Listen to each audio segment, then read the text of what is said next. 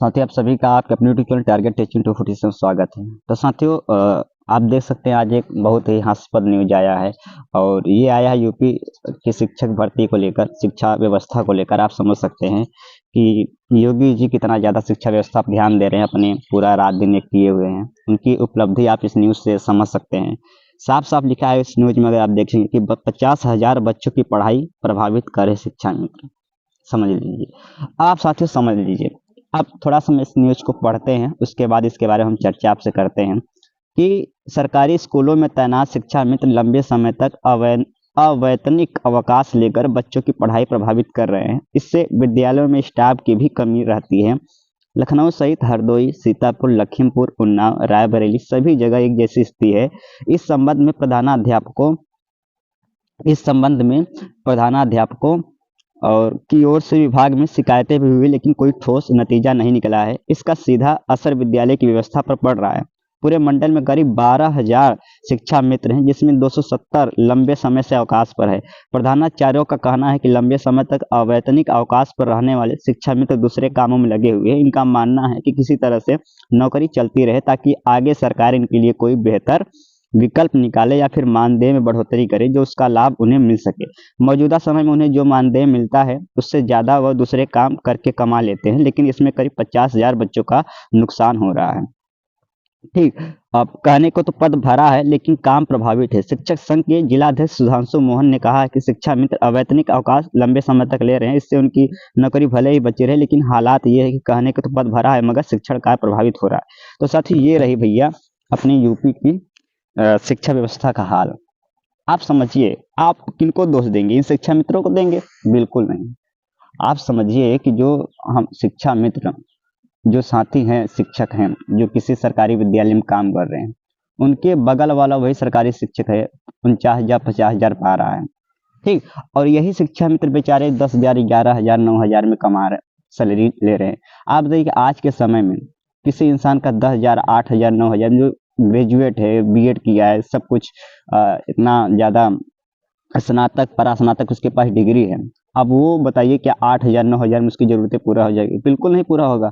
अब जब ज़रूरतें पूरा नहीं होगा, तो आप बताइए कि क्या जो है वो इंसान जो है उस काम को ईमानदारी पूर्वक कर पाएगा? नहीं कर पाएगा। ठीक।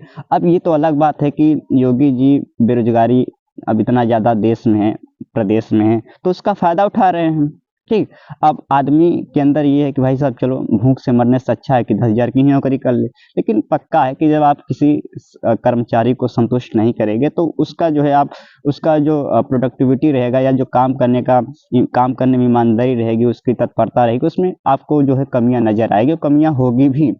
10,000 में उसकी जरूरत पूरा नहीं होगा तो क्या करेगा? आएगा फिर शाम को सब्जी लगाएगा। भाई परिवार को तो चलाना है। किताब बेचेगा, कोई अन्य काम करेगा, है कि नहीं? कोई किसी दुकान पे काम करेगा, कोई साइड वर्क करेगा, करेगा ही, उसे करना पड़ेगा, भाई परिवार चलाना है। अब जाहिर सी बात, दूसरे साइड वर्क करेगा तो उसमें जो इसको समय को लेकर फिर दिक्कतें होगी। तो वही करेंगे वो कि स्कूल में जो है फिर गैप करेंगे, स्कूल में छुट्टियां लेंगे। इसमें नुकसान किसका है? इसमें ना योगी जी का नुकसान है, ना उन शिक्षा मित्रों का नुकसान है। नुकसान है उन गरीब बच्चों का, जो बेचारे ग्रामीण से आते हैं, जिनके घर में आज तक कोई पढ़ा लिखा नहीं। किसी तरीके से माँ बाप के मन में ये विचार आया कि हम अपने बच्चों को पढ़ाएं, और सरकार के भरोसे छोड़ देते हैं कि जाइए, योगी जी के भरोसे आपका भविष्य सुरक्षित रहेगा। आप जाएंगे सरकारी स्कूल में, वहाँ वहाँ आपको जो है अच्छे शिक्षक मिलेंगे, योग्य शिक्षक मिलेंगे, आपको ईमानदारी के साथ पढ़ाएंगे। ठीक। और योगी जी क्या कर रहे हैं कि जो है बोल रहे हैं कि अब 12,000 ऐसे शिक्षा मित्र हैं। सोचिए, 50,000 बच्चों का इसमें भविष्य संकट है। 50,000 मानते हैं क्या होता है? अगर एक बच्चे के लिए आपके पास 10 परिवार है, तो ये कम से कम 5 लाख लोगों का आप जिंदगी बर्बाद कर रहे हैं योगी जी। कितने? 5 लाख परिवारों की जिंदगी बर्बाद कर रहे हैं। और यही बच्चे फिर अपना विकल्प परिवार बनाएंगे, और फिर जब यही बच्चे पढ़ेंगे लिखेंगे नहीं, और जो है फिर अन्य अन्य तरीके से पैसे कमाएंगे, समाज में अराजकता फैलाएंगे, तो फिर आप बोलेंगे कि देखिए ये समाज गंदा है, वो समाज गंदा है। गंदा करने का इसमें जिम्मेदारी किसकी है? योगी जी की है। आप जो है ऐसे जो बेचारे शिक्षा मित्र हैं, इनकी आप मानदेय बढ़ाइए। ठीक। इनकी मानदेय बढ़ाइए, इनके जो भी इनके जितनी इनका श्रम है उस हिसाब से इनको पैसा दीजिए, कम से कम सम्मानजनक तो दीजिए।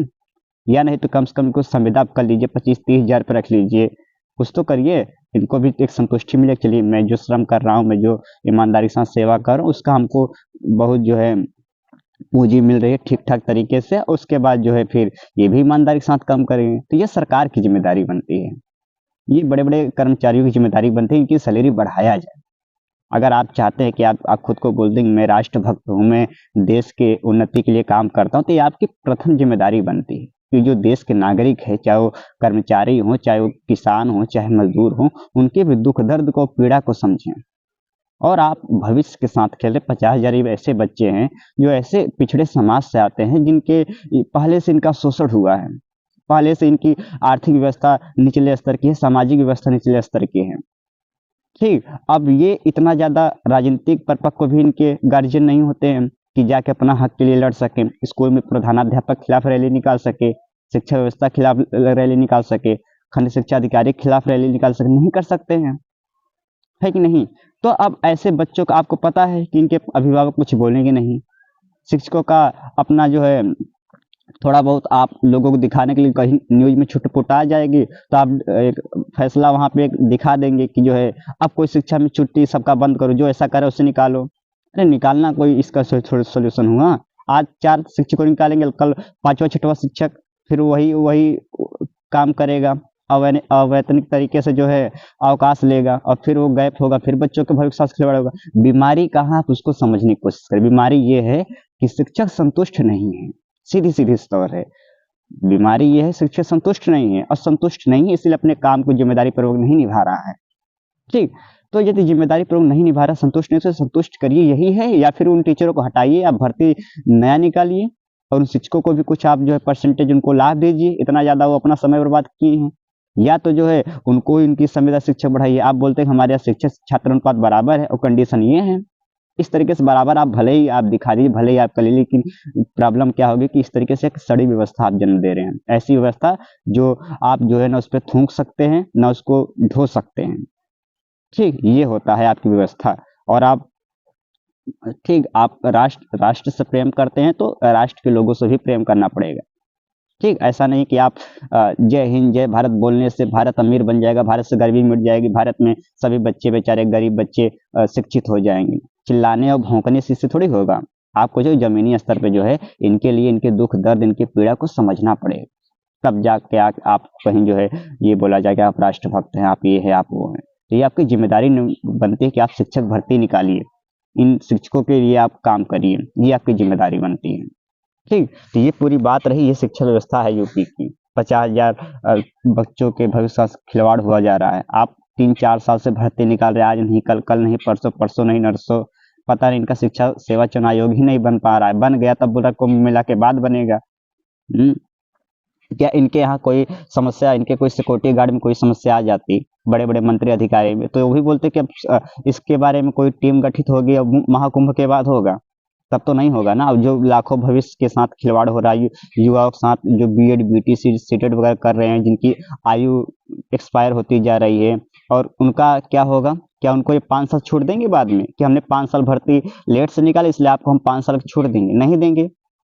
ठीक, और ऐसे बेचारे अभ्यर्थी हैं जो शहर में रह रहे हैं, इतना पैसा रात दिन खर्च कर रहे हैं अकेले, उनके गार्जियन खर्च कर रहे हैं, हर महीने का 4,000-5,000 रुपया बेरोजगारी में, हर महीने झेलना, मेंटली प्रेशर, सोशली प्रेशर, कैसे झेलते होंगे? इस चीज़ को कोई कौन पीड़ा महसूस, इसलिए तो इंसान आपको वोट दिया है कि आप उनके दुख को समझेंगे, उनके लिए व्यवस्था अच्छा तैयार करेंगे, उनके बारे में सोचेंगे।